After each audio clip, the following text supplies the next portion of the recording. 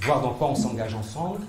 Premièrement, c'est que chaque participant a le même statut de co-chercheur, de co-formateur ou de co-acteur. Vos savoirs professionnels se construisent par la formation, sur le terrain, à travers de multiples formations continues, et vous, les militants, détiennent des savoirs d'un autre type qui sont les savoirs appris par la vie, quoi. La base de tout le travail qu'on va faire, ce sont vos expériences, vos réalités, vos pratiques. C'est ce qui va nous servir de matériau. On va raisonner, analyser à partir de là. Le point de départ, c'est la découverte que ceux qui subissent l'exclusion sociale sont capables d'en parler et même de l'analyser. Ils ont des savoirs utiles à tous. Or, sur les grands sujets de société, et notamment sur la pauvreté, nous réfléchissons le plus souvent sans eux. Le croisement des savoirs et des pratiques avec des personnes en situation de pauvreté est une démarche élaborée par ATD Quart Monde, en partenariat avec des universitaires, des professionnels des services publics et des personnes qui ont l'expérience de la pauvreté. Une charte donne les étapes et les conditions de cette démarche de recherche, de formation et d'action. Ici, des cadres de la fonction publique territoriale se forment avec des militants Quart Monde. Ils travaillent sur le sujet de la protection de l'enfance. Le mot responsable, qu'est-ce que ça évoque chez toi? Qu'est-ce que tu aurais envie de dire par rapport à ce mot-là? Et du coup, est-ce qu'il y a une image, une photo sur la table qui se rapproche de ce que tu as envie de dire?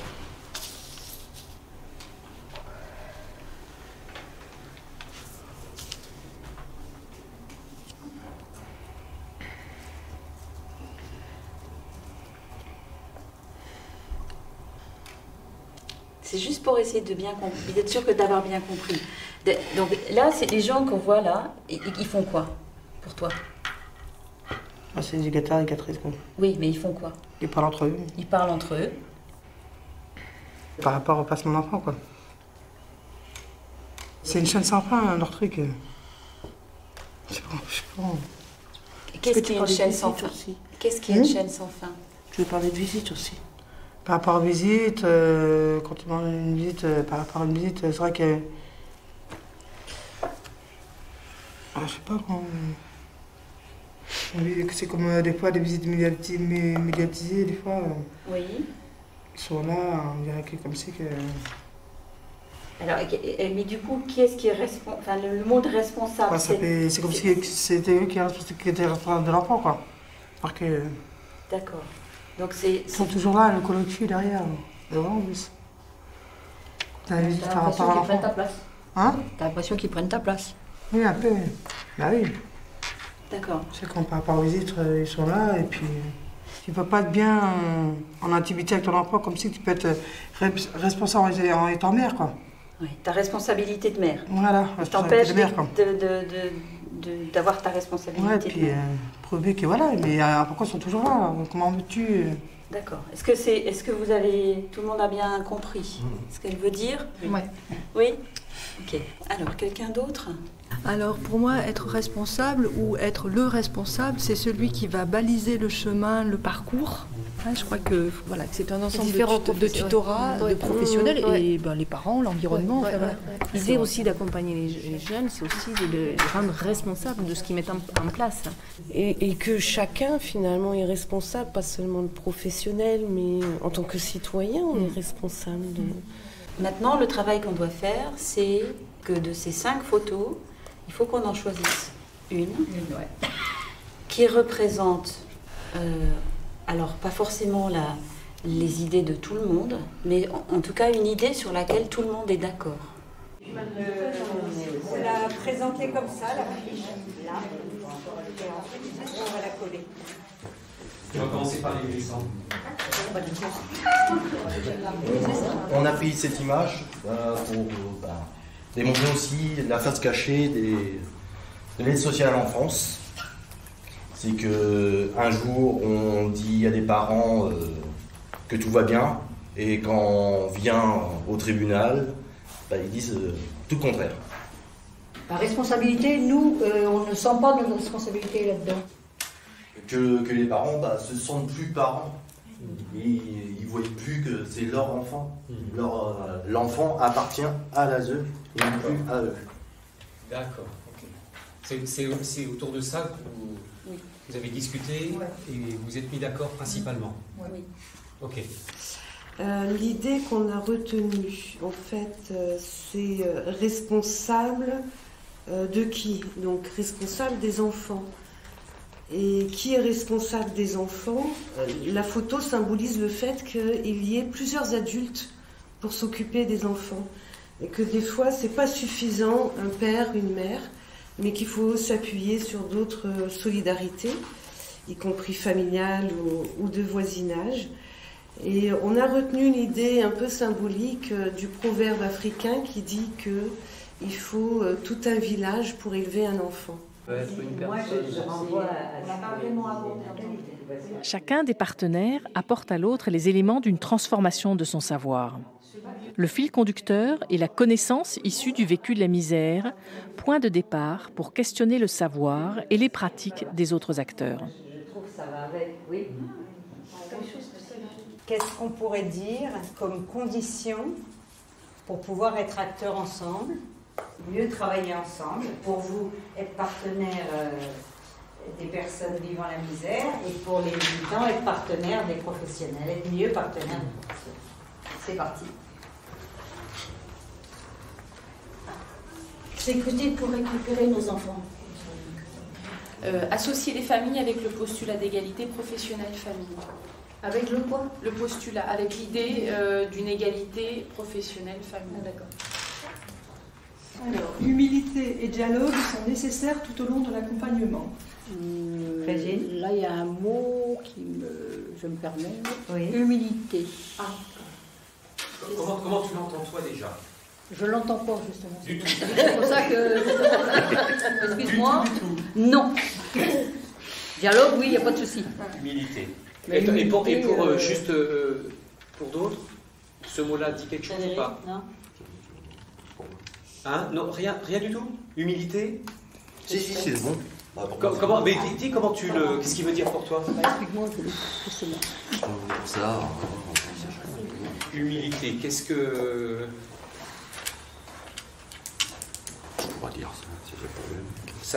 Tu vois des choses, mais tu as du mal. Voilà, j'ai du mal à mettre des mots dessus. Alors, Christelle, humilité.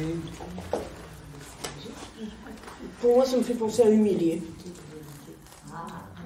J'ai pas compris, pardon. Pour moi, ça me fait penser à humilier. Tu l'entends comme ça, ce mot-là? Ah oui, c'était pas Voilà, on l'avait pas dit. c'était pas ce qu'on souhaitait. Hein. C'était le professionnel qui sait ce qui est bon pour l'enfant et les parents qui sont là. C'est vraiment se mettre au même niveau et voilà, et respecter effectivement votre avis, l'avis de l'autre.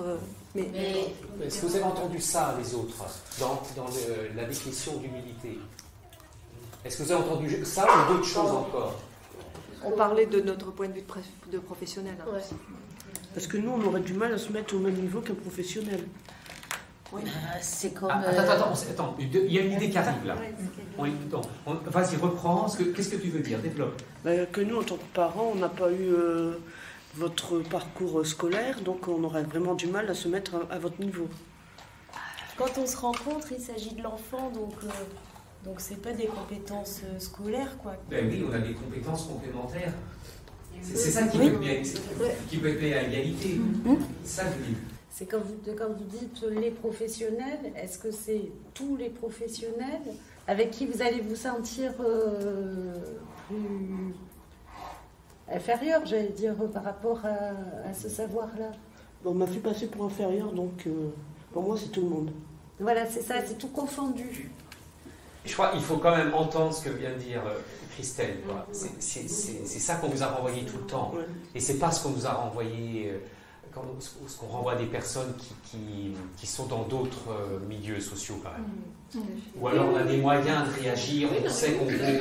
Mais quand on a entendu ça tout le temps, partout, là il y a un élément de connaissance qui est important parce que si on ne prend pas en compte, c'est évident qu'on va passer à côté de quelque chose, quoi.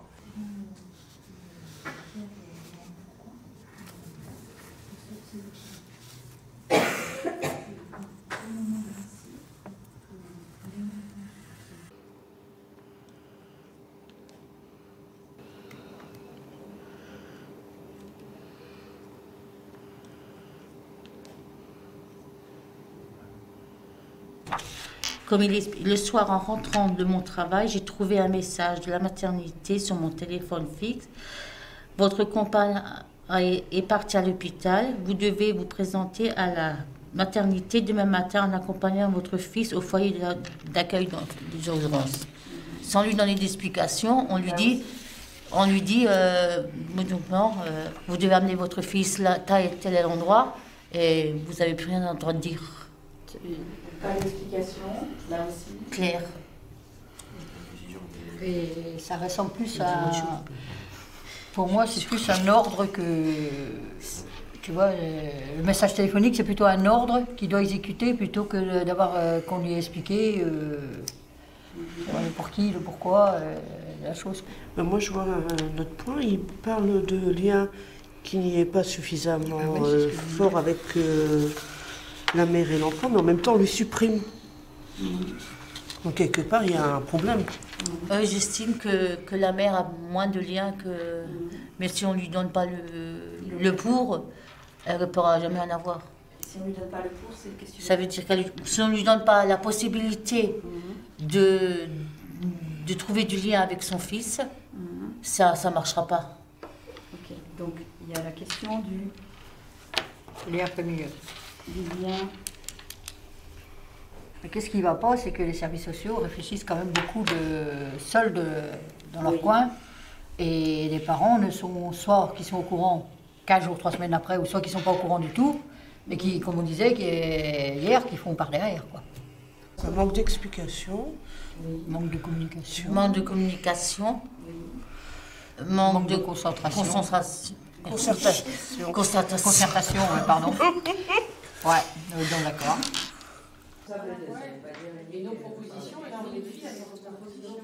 Comment associer de manière constructive les deux parents et tenir compte des ressources. Tu vois, ça c'est un mot qui veut rien dire pour eux. Ah oui.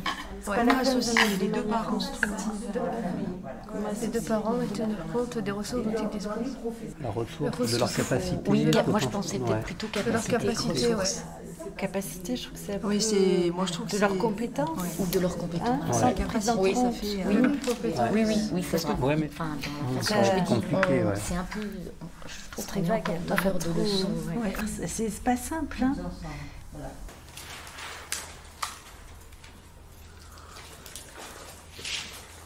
Donc la question qu'on a tirée de nos échanges, c'était comment faire pour que la succession des décisions prises par les institutions dans l'intérêt de l'enfant fasse sens pour la famille.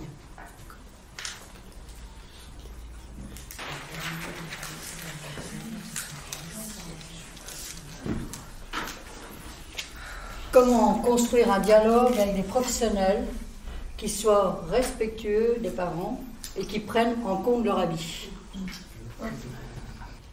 C'est là où on n'a plus forcément de marge de manœuvre. C'est là où on n'a pas forcément de marge de manœuvre. Si une décision arrive d'en haut, comme... Enfin, moi, je me rapporte au texte qu'on a vu tout à l'heure. L'urgence, c'est pas quelque chose que tu peux négocier ou différer, en l'occurrence. Hein, tu n'as pas de marge de manœuvre par rapport à cette urgence qu'on te demande d'appliquer. En tout cas, là où je travaille, dans le centre médico-social ou dans lequel je travaille, je sais que chaque fois qu'il y a des urgences comme ça, chaque fois c'est pas bien vécu déjà par les travailleurs sociaux, et que du coup, effectivement, on fait remonter comme quoi, à un moment donné, il faut, des urgences, il n'y en a pas tant que ça. Quoi. Mais Hervé demande, c'est à l'initiative de qui? Que ça remonte. Des travailleurs sociaux qui sont sur l'urgence et qui vivent très mal ces urgences, et voilà, où c'est violent pour les... Voilà, et on le fait monter à notre hiérarchie. Brigitte, tu veux dire quelque chose? Ouais, moi il y a une chose qui me fait bondir là. Vous m'excuserez. Vous dites que vous faites monter à votre hiérarchie, c'est un fait. Mais nous, avant que ça monte peut-être en haut, on aimerait bien savoir ce que vous faites monter. Et souvent, on ne le sait pas. Moi, j'ai compris, tu me dis si je me trompe, Régine, que ce que tu viens de dire, que si les parents le savaient, que l'urgence ne vous semblait pas si urgente, voilà, ça ferait du bien aux parents de le savoir. Ça ferait du bien. Ça nous, comme vous, ça nous éviterait d'être malades, ça nous éviterait de déprimer. Voilà. Parce que déjà qu'on se culpabilise sur pas mal de choses, et que comment dirais-je, on se dit, bon, ben, ça y est, il y a encore une autre situation qui nous tombe dessus, ben, on n'est pas, on se dit, au final, on n'est pas fait pour être parents, quoi. Donc, à la longue, on s'en lasse, on se dit, ben, puisque c'est comme ça, allez hop, moi j'abandonne tout, je m'en vais, terminé, quoi. C'est ça.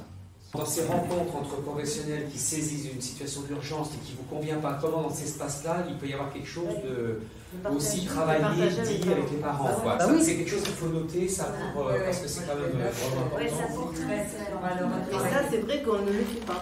Moi, personnellement, c'est vrai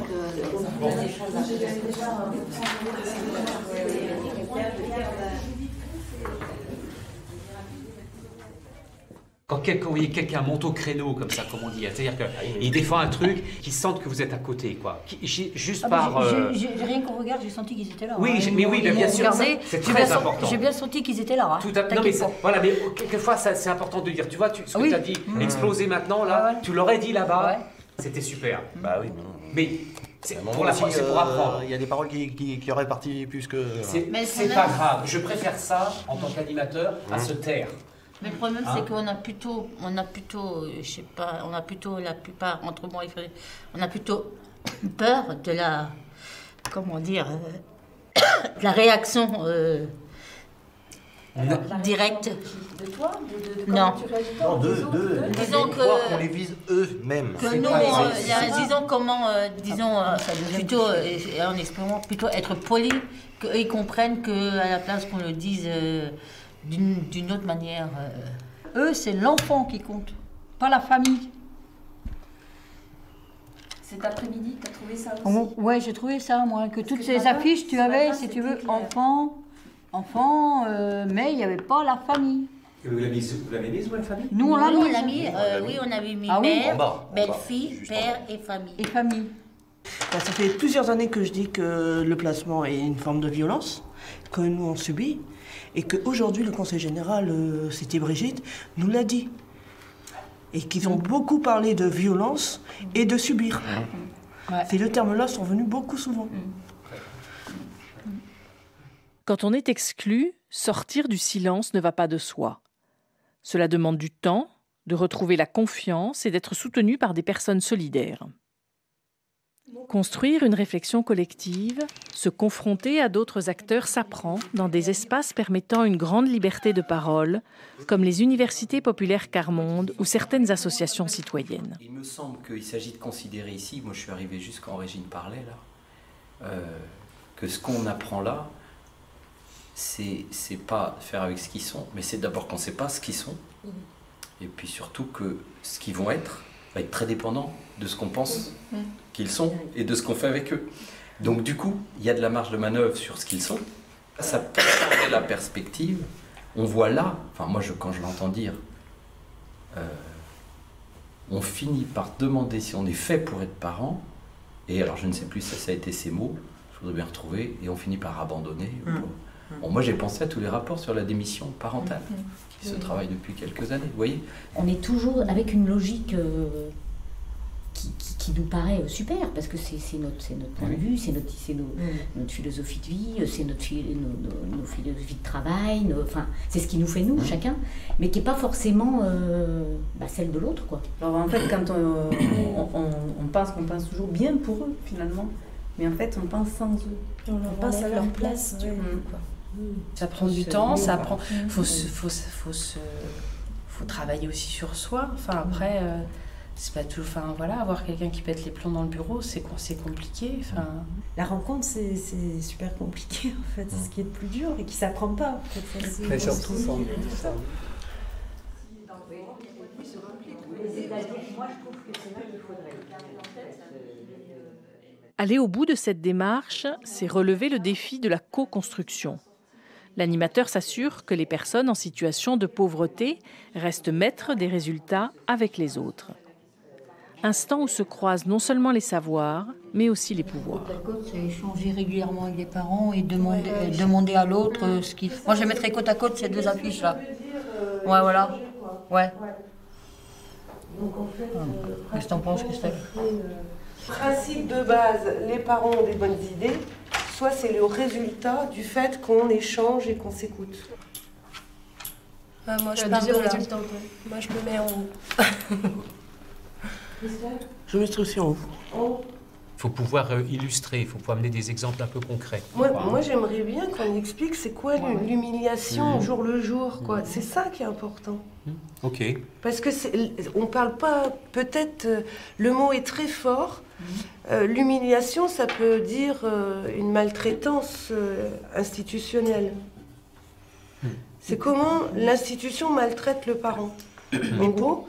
Mais pour prendre conscience de ça, c'est comment ça se traduit concrètement pour la personne qui subit ça. Christelle, tu veux dire? Mais pour nous, le placement, c'est déjà une maltraitance. Ah, on est d'accord. On est d'accord. C'est changer de lieu de placement directement de département. Ah oui, ce qui permet cette confrontation, c'est ça que j'apprécie dans le travail avec le mouvement ATD Quart Monde, c'est une grande rigueur du dispositif et du cadre de travail. On a une éthique très précise, des règles de travail très précises, on n'y déroge pas. Ça ne veut pas dire qu'il n'y a pas de la souplesse et de la possibilité de dialogue, mais en tout cas, on sait clairement que s'il n'y a pas de cadre posé, la confrontation peut tourner très vite à des accusations réciproques. Donc il faut avoir un cadre, donc ça veut dire des consignes précises, des moments de travail où les professionnels sont séparés des militants et ensuite on favorise la confrontation, le dialogue, mais on a en tout cas un cadre qui est tenu. Prendre en compte la pensée des exclus n'est pas une fin en soi, c'est un processus nécessaire pour agir en démocratie. Partout en France et dans d'autres pays, des personnes, des associations et des institutions développent la démarche du croisement des savoirs.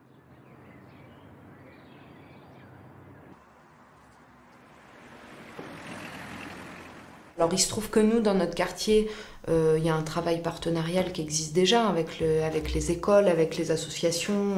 Voilà, il y a déjà ce travail-là qui existe. Mais il n'y a pas de place réelle dans ces instances-là faites aux parents, en fait. Dans les instances de réflexion et de décision, ou alors c'est très à la marge, ou alors c'est les représentants de parents d'élèves. Alors effectivement, ils sont des parents, mais c'est pas les parents les plus éloignés de l'école, quoi.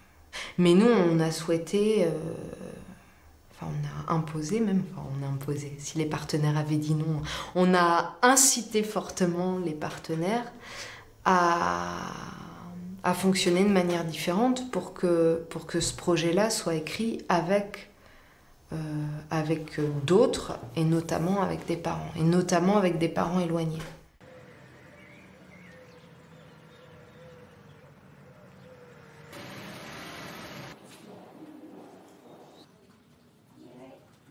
Il faut associer les personnes en difficulté sociale pour que les dispositifs soient adaptés à leur vie tous les jours, que les dispositifs ne se retournent pas contre eux.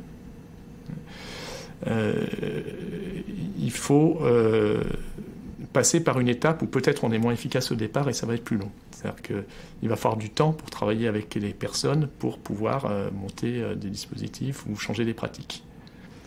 L'idée de dire que les personnes en situation d'exclusion sociale puissent former des professionnels, c'est quelque chose qui fait son chemin. On a eu 2 ou 3 thèses en médecine qui ont été faites à partir des co-formations et qui permettent aussi d'amener le concept à l'université. Ce qui n'est pas évident, parce qu'aller dire à l'université que le savoir issu d'expériences vécues a autant de valeur que le savoir universitaire et qu'il faut croiser cela pour avancer, c'est pas forcément complètement entendable, en tout cas au début. Moi, j'ai jamais été dans une situation précaire. J'ai un emploi, voilà. Donc c'est pas à moi de dire pour sortir de la misère ou pour améliorer votre vie que je connais pas, il faut faire comme ça. Voilà. Donc si on leur donne les moyens de s'exprimer, d'être créatif, de revendiquer et de construire, voilà, c'est les meilleures idées, en fait, et c'est la meilleure force, quoi. Et nous, je crois que notre rôle, c'est ça, c'est juste de donner cette possibilité-là, cet espace-là. Et que quand on met en place les conditions pour que les gens puissent travailler, s'exprimer, se confronter à des professionnels, c'est quelque chose qui est possible et que dans la réalité professionnelle, on n'est pas dans les mêmes conditions et à nous de mettre les conditions des moyens de la rencontre.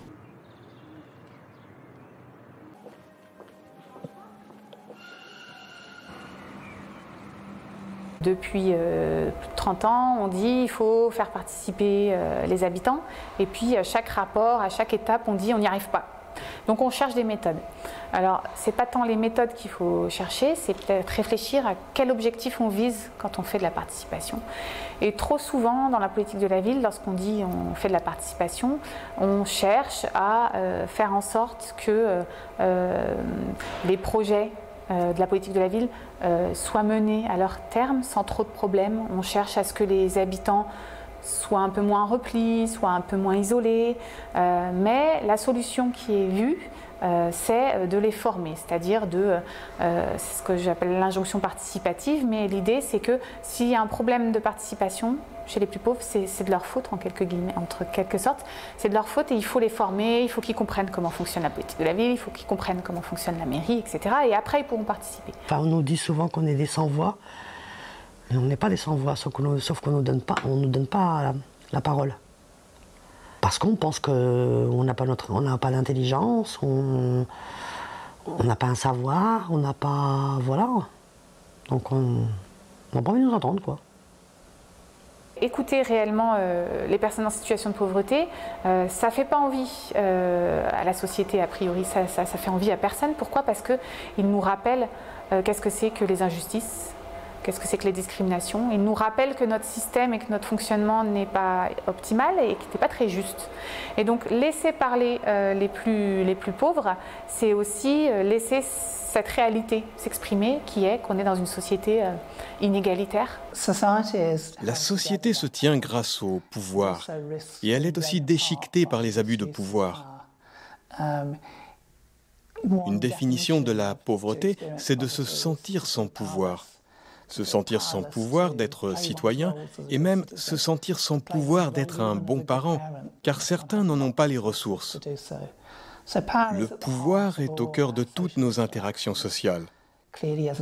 Clairement, comme universitaire, j'ai une capacité très différente d'utiliser le pouvoir en société et de convoquer différentes ressources, différentes formes de savoir, différentes formes d'influence.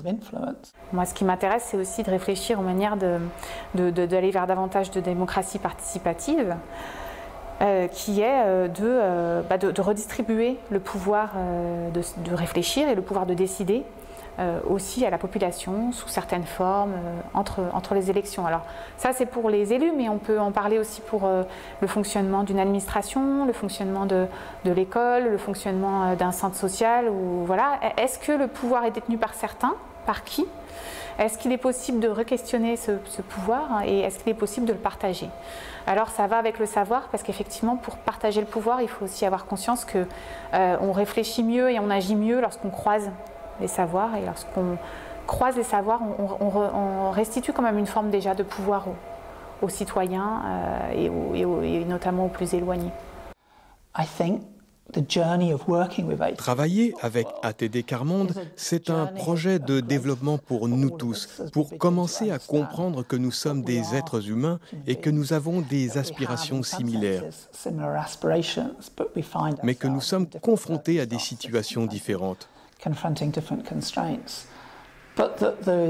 Mais la solution au problème ne peut être faite que sur une compréhension commune et sur un travail commun. C'est moi, longtemps, j'ai dit, c'était que ma petite misère, c'était moi je souffre, les autres, ils souffrent pas autant que moi, tu vois. Jusqu'à ce que je vais à l'université populaire et que je me dise, oh là, il y a pire que moi. Et aujourd'hui, ça fait que je ne parle plus en mon nom propre. Le je, il s'est transformé en on ou nous. Et pour le coup, ce mot-là, il prend toute la valeur. Il prend une grande valeur. Tu vois, le banal mot « je », il devient tellement plus beau, tellement plus... Je sais pas comment dire ça. Mais ouais,